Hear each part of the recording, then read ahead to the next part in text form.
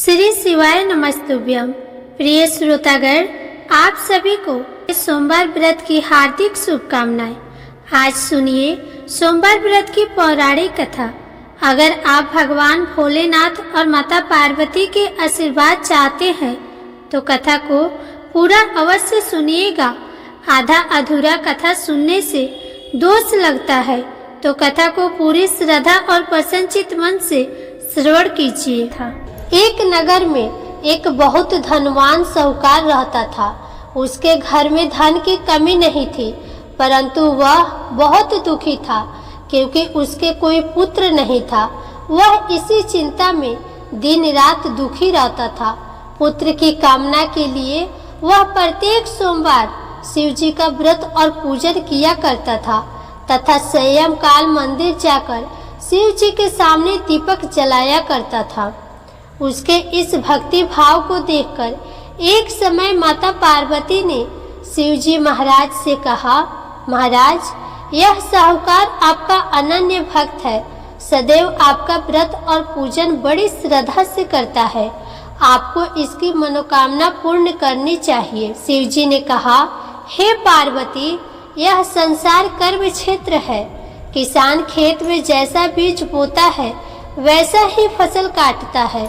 उसी तरह मनुष्य इस संसार में जैसा कर्म करते हैं वैसा ही फल भोगते हैं।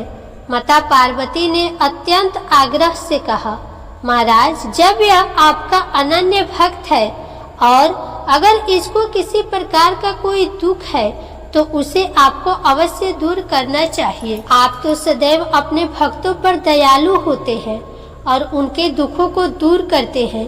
यदि आप ऐसा नहीं करेंगे तो मनुष्य आपका पूजन तथा व्रत क्यों करेंगे। माता पार्वती का ऐसा आग्रह देख शिव जी कहने लगे, हे पार्वती, इसके कोई पुत्र नहीं है, इसी चिंता में यह अति दुखी रहता है। इसके भाग्य में पुत्र न होने पर भी मैं इसको पुत्र की प्राप्ति का वर देता हूँ, परंतु वह पुत्र केवल 12 वर्ष तक जीवित रहेगा।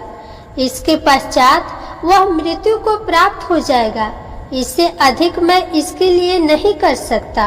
माता पार्वती और भगवान शिव का यह वार्तालाप साहूकार सुन रहा था। इससे उसको न कुछ प्रसन्नता हुई और न ही कुछ दुख हुआ।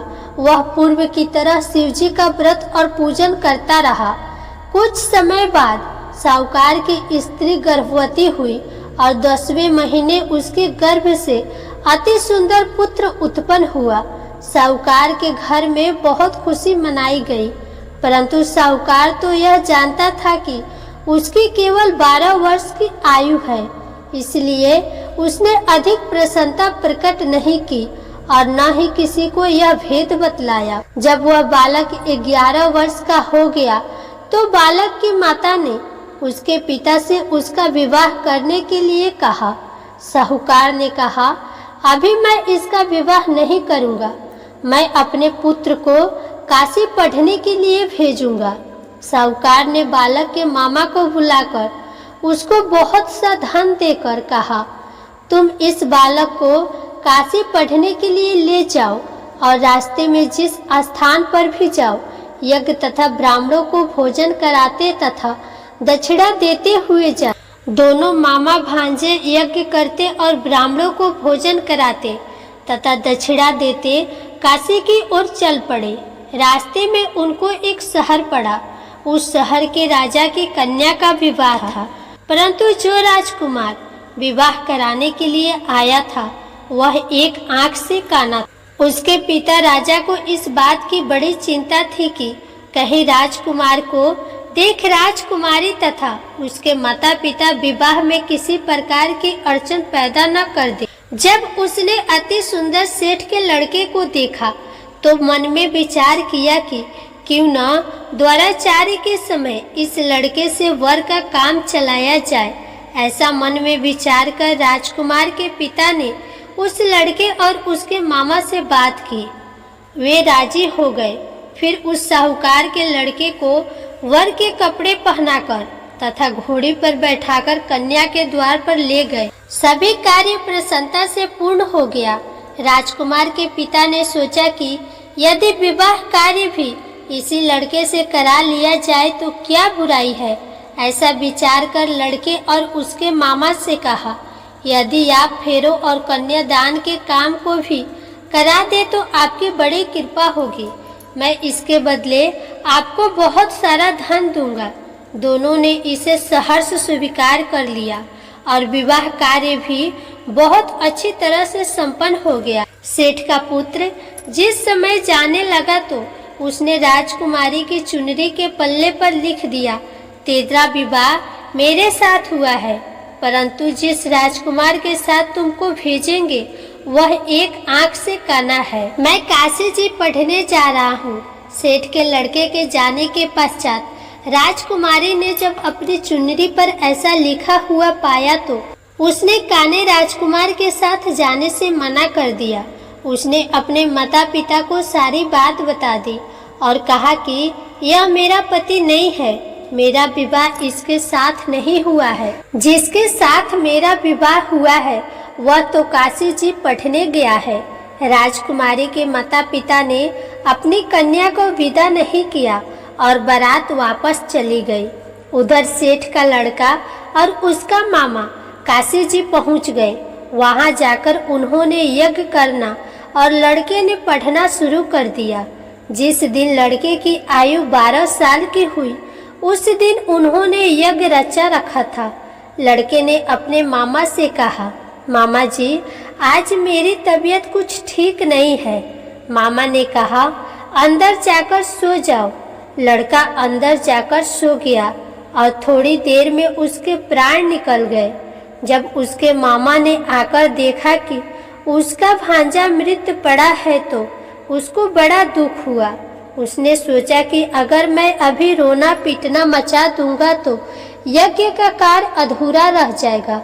अतः उसने जल्दी से यज्ञ का कार्य समाप्त कर ब्राह्मणों के जाने के बाद रोना पीटना शुरू कर दिया। संयोगवश उसी समय शिव पार्वती उधर से जा रहे थे। जब उन्होंने जोर जोर से रोने की आवाज सुनी तो पार्वती जी कहने लगी, महाराज कोई दुखिया रो रहा है, इसके कष्ट को दूर कीजिए। जब शिव पार्वती वहां पहुंचे तो उन्होंने पाया कि वहां एक लड़का मृत पड़ा था। माता पार्वती कहने लगी, महाराज यह तो उसी सेठ का लड़का है जो आपके वरदान से उत्पन्न हुआ था। शिवजी ने कहा, हे पार्वती इसकी आयु इतनी ही थी, वह यह भोग चुका है। तब पार्वती जी ने कहा, हे महाराज इस बालक को और आयु दो, नहीं तो इसके माता पिता तड़प तड़प कर मर जाएंगे। माता पार्वती के बार बार आग्रह करने पर शिवजी ने उसको जीवन का वरदान दिया। शिवजी की कृपा से वह लड़का जीवित हो गया। शिवजी और पार्वती कैलाश पर्वत पर चले गए। शिक्षा पूर्ण होने पर वह लड़का और उसका मामा उसी प्रकार यज्ञ करते, ब्राह्मणों को भोजन कराते तथा दक्षिणा देते अपने घर की ओर चल पड़े। रास्ते में उसी शहर में आए जहां उस लड़के का वहां की राजकुमारी से विवाह हुआ था। वहां आकर उन्होंने यज्ञ आरंभ कर दिया। उस लड़के के ससुर वहां के राजा ने उनको पहचान लिया और महल में ले जाकर उसकी बहुत आवभगत की। बहुत से दास दासियों सहित आदर पूर्वक अपनी राजकुमारी और जमाई को विदा किया। जब वे अपने शहर के निकट आए तो मामा ने कहा कि मैं पहले तुम्हारे घर जाकर तुम्हारे माता पिता को खबर कर आता हूँ। जब उस लड़के का मामा घर पहुँचा तो लड़के के माता पिता घर की छत पर बैठे थे। उन्होंने यह प्रण कर रखा था कि यदि हमारा पुत्र सकुशल लौट आया तो हम राजी खुशी नीचे आ जाएंगे, नहीं तो छत से गिरकर अपने प्राण दे देंगे। उस लड़के के मामा ने आकर जब यह समाचार दिया कि आपका पुत्र आ गया है तब उनको विश्वास नहीं हुआ। तब उसके मामा ने शपथ पूर्वक कहा कि आपका पुत्र अपनी पत्नी तथा बहुत सारा धन साथ लेकर आया है। तो सेठ प्रसन्नता से भर उठा। सेठ सेठानी आनंद पूर्वक नीचे आए बाहर आकर उन्होंने अपने पुत्र तथा उसकी पत्नी का भरपूर स्वागत किया। सभी बड़ी प्रसन्नता के साथ रहने लगे। जो कोई सोमवार के व्रत को धारण करता है अथवा इस कथा को पढ़ता या सुनता है, उसके सब दुख दूर होकर उसकी समस्त मनोकामनाएं पूर्ण होती है तथा इस लोक में नाना प्रकार के सुख भोगकर अंत में सदा शिव के लोक को प्राप्त होते हैं। जय भोलेनाथ। माता पार्वती की जय।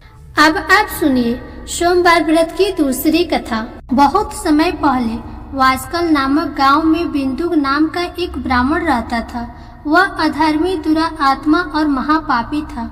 उसकी स्त्री बहुत सुंदर थी। उसका नाम चंचुला था। वह सदा उत्तम धर्म का पालन करती थी, परंतु बिंदु वैश्यागामी था। इस तरह कुकर्म करते हुए बहुत समय हो गया।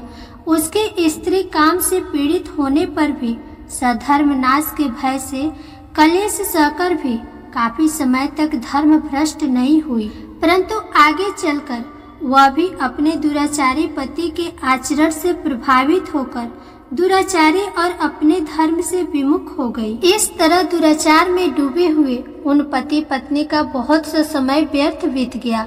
वैश्यागामी, दूषित बुद्धि वाला वह दुष्ट ब्राह्मण बिंदुक मृत्यु को प्राप्त होकर नरक में चला गया। बहुत समय तक नरक की दुखों को भोग कर वह मूढ़ बुद्धि पापी विंध्य पर्वत पर भयंकर पिशाच हुआ। इधर उस दुराचारी बिंदु के मर जाने पर वह चंचुला नामक स्त्री बहुत समय तक पुत्रों के साथ अपने घर में रहती रही। पति के मृत्यु के बाद वह भी अपने धर्म से गिरकर पर पुरुषों का संग करने लगी थी। सती विपत्ति में भी अपने धर्म का पालन करना नहीं छोड़ती। यही तो तप है। कठिन तो होता है, लेकिन इसका फल मीठा होता है। एक दिन देवयोग से किसी पुण्य पर्व के आने पर वह अपने भाई बंधुओं के साथ गोकर्ण क्षेत्र में गई। उसने तीर्थ के जल में स्नान किया और बंदी जनों के साथ यहाँ वहाँ घूमने लगी। वह एक देव मंदिर में गई। वहाँ उसने एक ब्राह्मण के मुख से भगवान शिव की परम पवित्र एवं मंगलकारी कथा सुनी।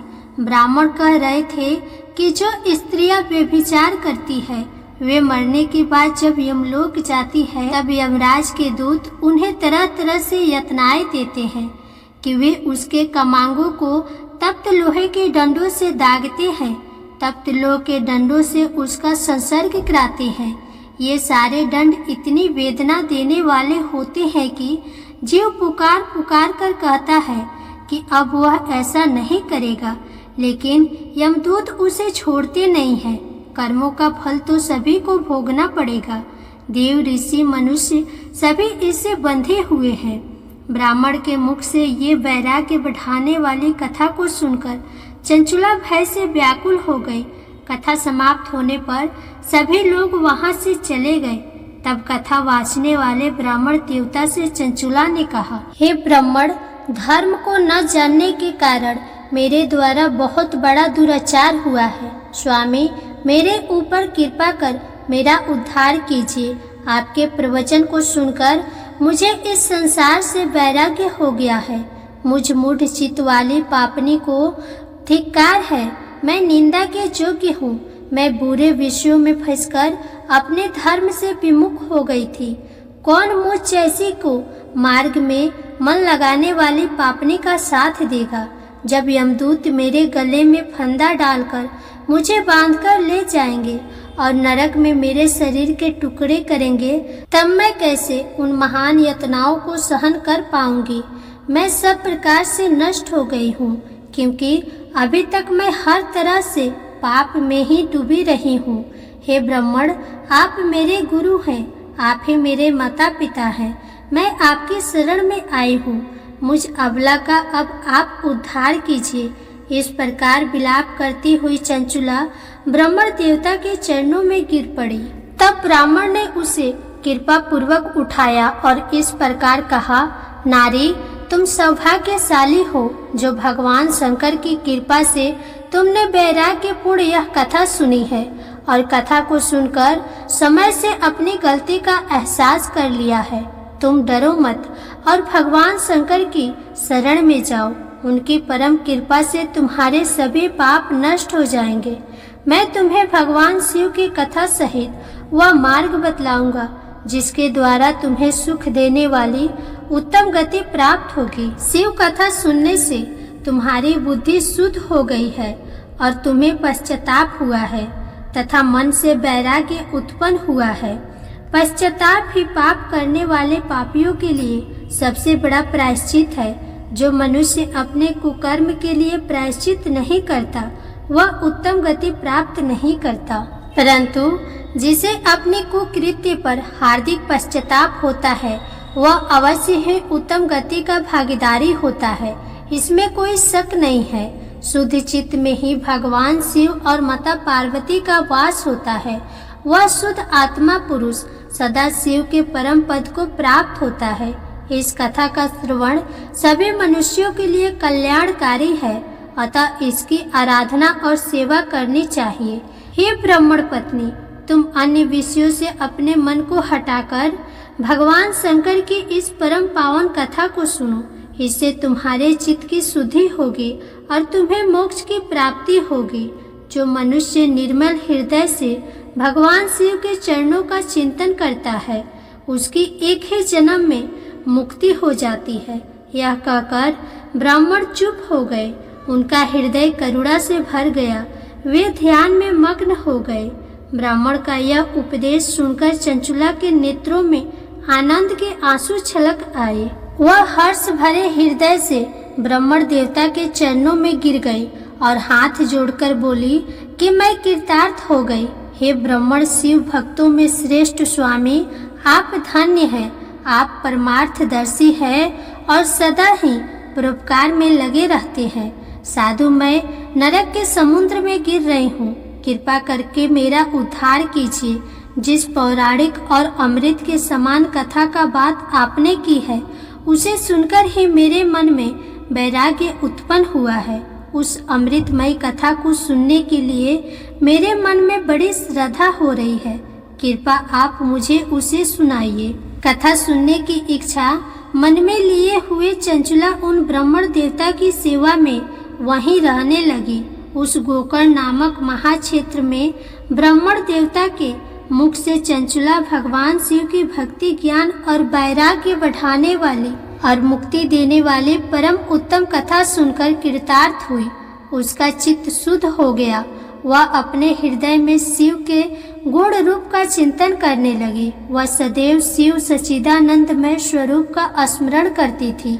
इसके बाद अपना समय पूर्ण होने पर चंचुला ने बिना किसी कष्ट के अपना शरीर त्याग दिया। उसे लेने के लिए एक दिव्य विमान वहां पहुंचा। ये विमान शोभा साधनों से सजा था और शिव गणों से सुशोभित था। चंचुला विमान से शिवपुरी पहुंची। उसके सारे पाप धुल गए। वह दिव्य रूप धारिणी दिव्यांगना हो गई थी। वह गौरांगड़ी देवी मस्तक पर अर्धचंद्र का मुकुट और अन्य दिव्य आभूषण पहने शिवपुरी में पहुंची। वहां उसने सनातन देवता त्रिनेत्रधारी महादेव शिव को देखा। सभी देवता उनकी भक्ति भाव में उपस्थित थे। उनकी अंग कांति करोड़ों सूर्यों के समान प्रकाशित हो रही थी। 5 मुख और हर मुख में 3-3 नेत्र थे। मस्तक पर अर्धचंद्र आकार मुकुट शोभायमान हो रहा था। कंठ में नील चिन्ह। उनके साथ में देवी गौरी विराजमान थी जो विद्युत पुंज के समान प्रकाशित हो रही थी। महादेव जी की कांति कपूर के समान गौर थी।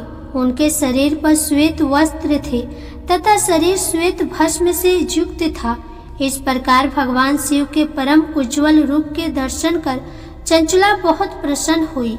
उसने भगवान को बारंबार प्रणाम किया और हाथ जोड़कर प्रेम, आनंद और संतोष से युक्त होकर विनीत भाव से खड़ी हो गई।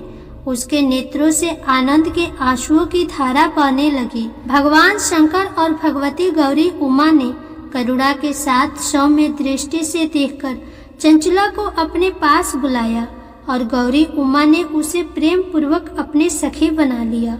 चंचुला सुख पूर्वक भगवान शिव के धाम में उमा देवी की सखी के रूप में निवास करने लगी।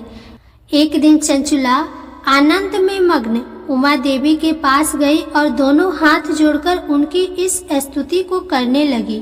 हे गिरिराज नंदिनी स्कंद माता उमा, आप सभी मनुष्यों एवं देवताओं द्वारा पूजित तथा समस्त सुखों को देने वाली है। आप शंभु प्रिया है, आप ही सरगुण और निर्गुणा है। हे सच्चिदानंद स्वरूपा, आप ही प्रकृति की पोषक है। हे माता, आप ही संसार की सृष्टि पालन और संहार करने वाली हैं। इस प्रकार सद्गति प्राप्त चंचुला देवी की स्तुति कर शांत हो गई। उसकी आंखों में प्रेम के आंसू उमड़ आए। तब शंकर प्रिया भक्त वत्सल उमा देवी ने बड़े प्रेम से चंचुला को चुप कराते हुए कहा कि हे सखी चंचुला, मैं तुम्हारी इस स्तुति से प्रसन्न हूँ। बोलो क्या वर मांगती हो। तब चंचुला बोली, हे गिरिराज कुमारी, मेरे पति बिंदु इस समय कहाँ है, उनकी स्थिति कैसी है, मुझे बताइए और कुछ उपाय कीजिए ताकि हम फिर से मिल सके। हे महादेवी, मेरे पति एक शूद्र जाति वैश्या के प्रति आसक्त थे और पाप में ही डूबे रहते थे। गिरिराज बोली, बेटी तुम्हारा पति पापी था, उसका अंत बड़ा ही भयानक हुआ। वैश्या का उपभोग करने के कारण वह मूर्ख नरक में अनेक वर्षों तक अनेक प्रकार के दुख भोगकर अब शेष पाप को भोगने के लिए विंध्य पर्वत पर पिशाच की योनि में रह रहा है और वह दुष्ट वही वायु पीकर रहता है और सब प्रकार के कष्ट सहता है। गौरी देवी की ये बात सुनकर चंचुला अत्यंत दुखी हो गई। फिर मन को किसी तरह स्थिर करती हुई दुखी हृदय से माँ गौरी से उसने एक बार फिर पूछा, हे महादेवी, मुझ पर कृपा कीजिए और मेरे पापी पति का अब उद्धार कीजिए। कृपा करके मुझे वह उपाय बताइए जिससे मेरे पति को उत्तम गति प्राप्त हो सके।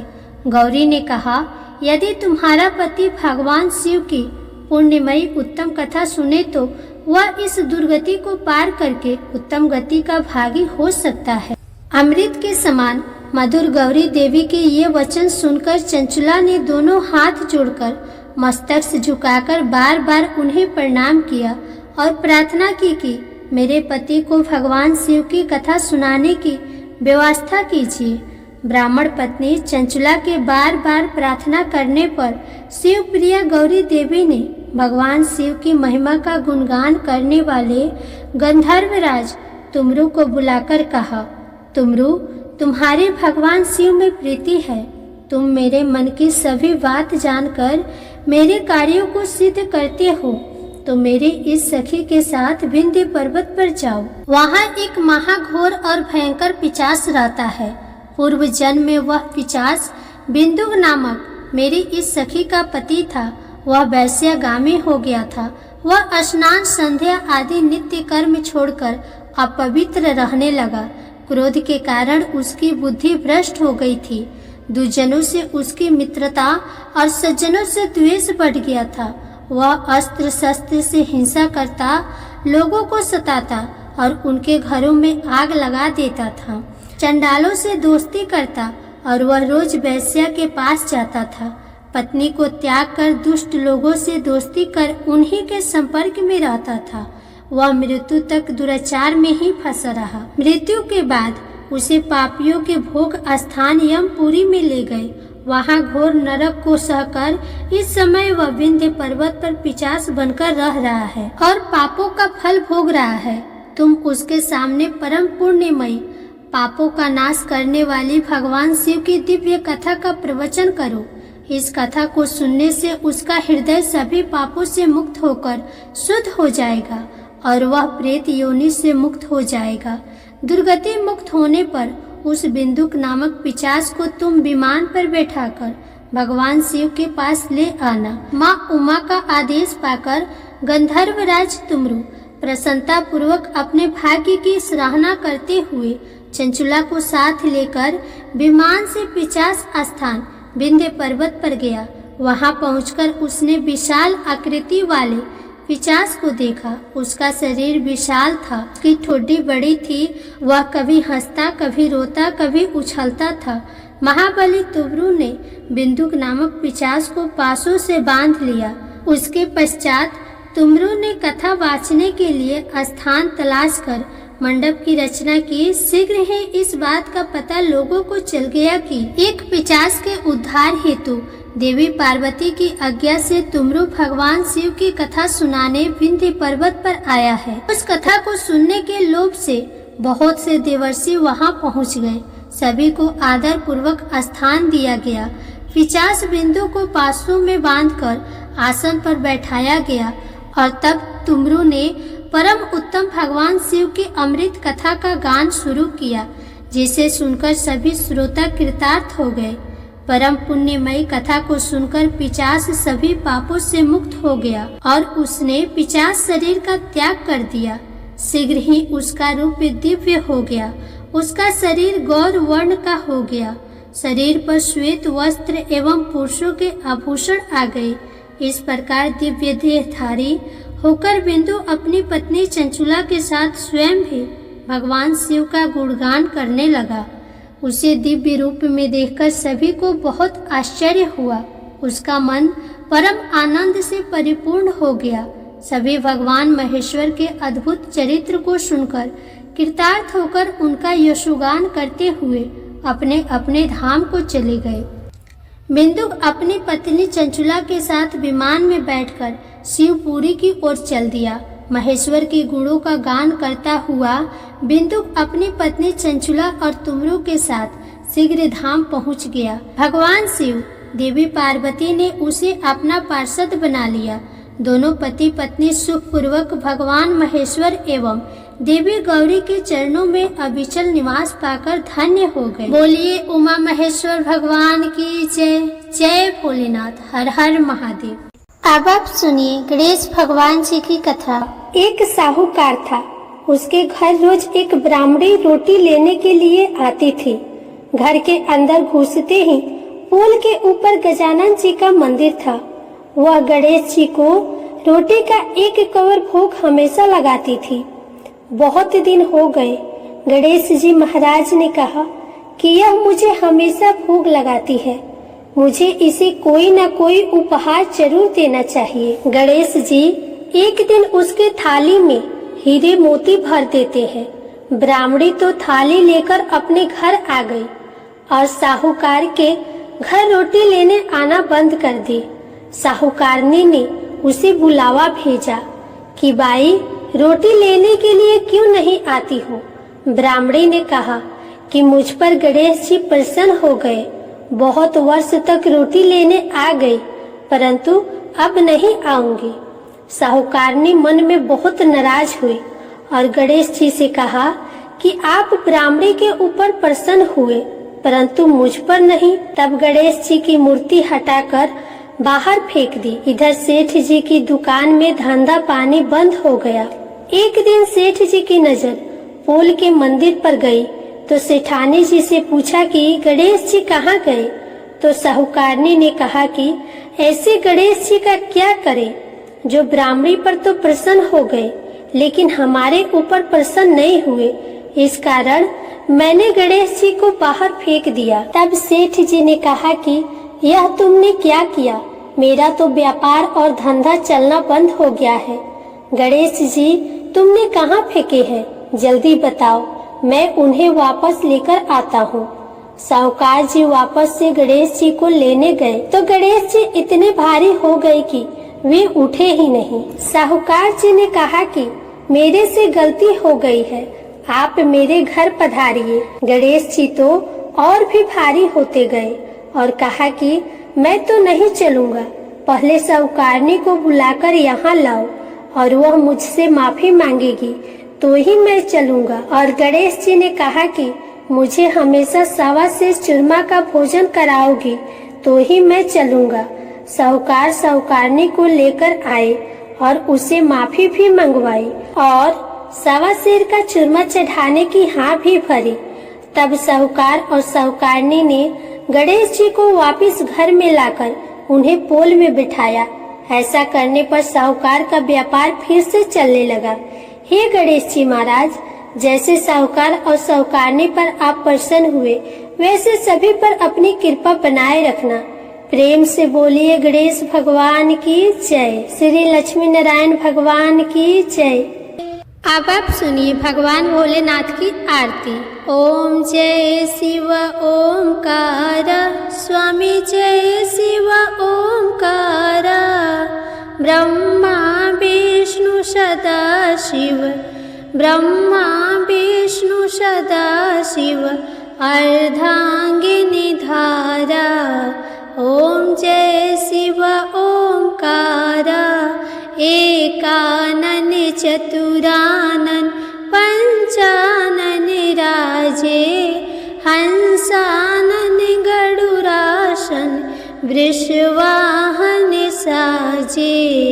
ओम जय शिव ओमकार, दो भुज चार चतुर्भुज, दस भुज अति शोहे, तीनों रूप निरखत त्रिभुवन जन मोहे।